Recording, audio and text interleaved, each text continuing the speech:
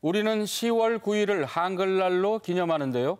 북한에선 1월 15일을 조선글날이라 기념합니다.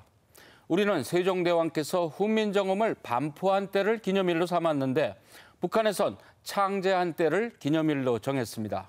네, 남과 북이 같은 글자를 쓰곤 있지만 그 뿌리를 놓고는 생각이 달라 보이는데요. 더 나아가 일상에서 쓰는 말도 이제는 꽤 큰 차이를 보이고 있습니다. 이하영 리포터, 분단된 남북의 언어가 얼마나 달라졌고 이 질화가 심각하게 진행됐는지 직접 알아보고 오셨다고요? 네, 맞습니다. 먼저 시민들을 만나서 얘기를 나눠봤는데요. 북한 말을 잘 모르거나 낯설어하는 분들이 참 많았습니다. 통일에 앞서 언어를 하나로 만드는 게 참 중요하겠구나라는 생각이 들었습니다. 네. 그래서 남북이 함께 결의말 큰사전 만드는 일을 시작했던 거 아닌가요? 네, 맞습니다. 결의말 큰사전은 남과 북이 사용하는 말과 어휘를 한 곳에 모은 우리말 사전인데요. 그간 성과도 있었지만 최근 몇 년간은 작업이 지체되고 있는 상황이라고 합니다. 그래서 국민들의 관심이 더욱 필요하다고 하는데요. 과연 어떻게 우리말을 하나로 만드는지 함께 만나보시죠. 곱게 한복을 차려입고 가을 정취를 한껏 느끼는 사람들. 우리에겐 너무나 익숙한 단어 한복. 그런데 북한에선 어떻게 부르고 있을까요? 남녘말, 북녘말 앱을 활용해 시민들이 북한 말을 어느 정도 알고 있는지 직접 물어봤습니다. 혹시 한복을 북한에서 뭐라고 하는지 아세요? 색동옷? 줄무늬 옷? 줄무늬 옷. 이걸 알 수 있는 어플이 있는데요. 한복을 북한에서는 조선 옷이라고 한대요. 네, 조선옷? 뭔가 신기해요. 말이 다르다? 다르다는 게 신기한 것 같아요. 우리식 영어 표현인 선크림. 북녘말은 뭘까요? 그럼 오늘 혹시 나오실 때 선크림 바르고 나오셨나요? 네. 다 바르셨어요? 발랐습니다. 그러면 북한에서는 선크림을 뭐라고 부를지 한번 생각해 보시겠어요? 해 묻히다 할 때 하는 무침. 해 무침? 네네. 액체? 해 액체요? 네. 친구분은? 해 가림 물? 오. 자, 한번 쳐볼게요. 선크림 이렇게 나옵니다. 햇빛 방지 크림. 언젠가 남과 북이 하나 되는 날, 서로의 원활한 의사소통을 위해선 언어 통합도 매우 중요할 텐데요. 그런데 우리는 이 필요성을 일상 속에서 얼마나 느끼며 살아가고 있을까요? 무대 위 동요를 뽐내는 어린이들. 그런데 노랫말이 좀 독특합니다. 여름볕이 나뭇잎을 집어가면 나무는 더 부러져. 좀처럼 들어보지 못한 단어 찌북가면. 이건 무슨 뜻일까요? 찌북가면이라는 사투리는 꼬집으면이라는 뜻이고 너무 생소한 사투리여서 잘 쓰진 않는 것 같아요. 동요와 동시, 동화에 담긴 사투리를 조명하면서 우리말을 더 폭넓게 알아보는 행사인데요. 실은 남북이 공동으로 만들고 있는 결의말 큰사전을 널리 알리기 위해 마련했습니다. 결의말 큰사전의 특징 중에 하나가 그 지역어가 풍부하게 들어가요. 그 지역에서 그 대중들을 만나고 국민들을 만나면서 저희 결의말 큰사전을 지금 편찬하고 있다는 것을 알리기 위해서 시작한 행사라고 생각하시면 될 것 같습니다. 엄마와 이곳을 찾은 어린이는 선물로 받은 낱말 카드를 통해 북한말에도 관심을 갖게 됐다는데요.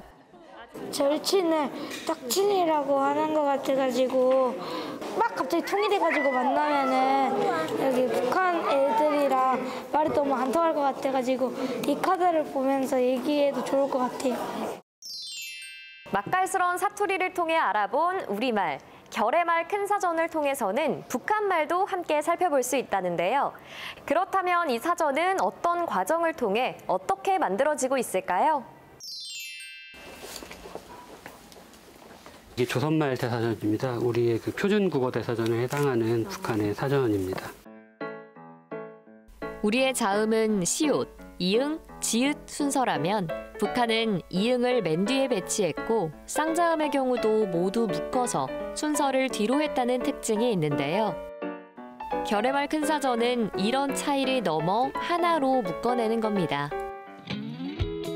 이를 위해 30만 개가 넘는 표제어를 선정해 남북일 절반씩 뜻풀이 원고를 준비하고 공동회의 때 같이 검토한 뒤 최종 합의를 이루는 방식입니다.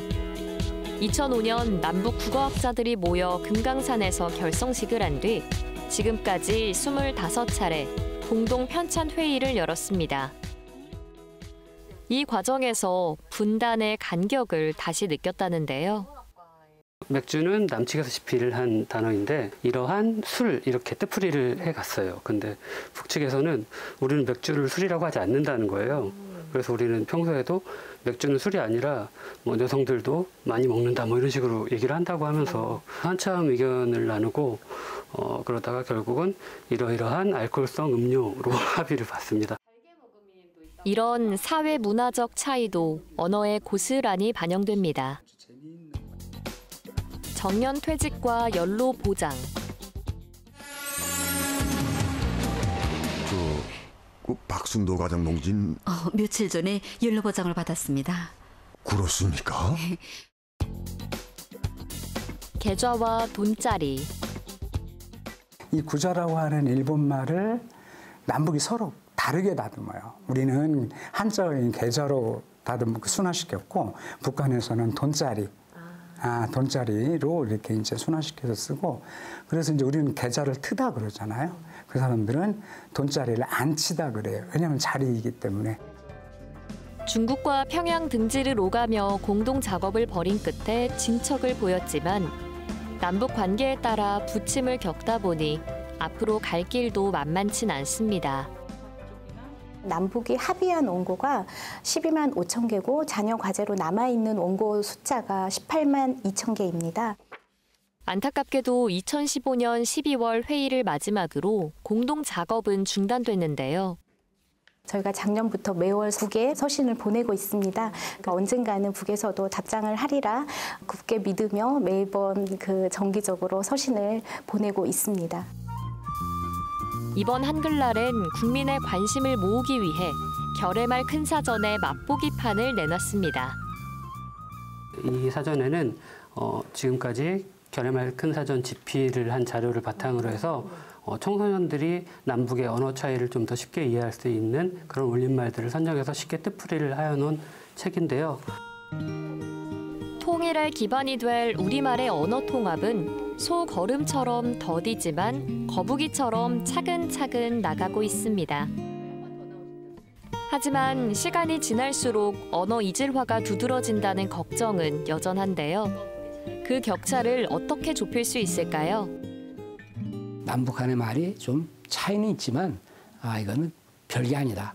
앞으로 우리는 하나로 꼭 통일한다는 것보다도 통합적으로 쓰는 것.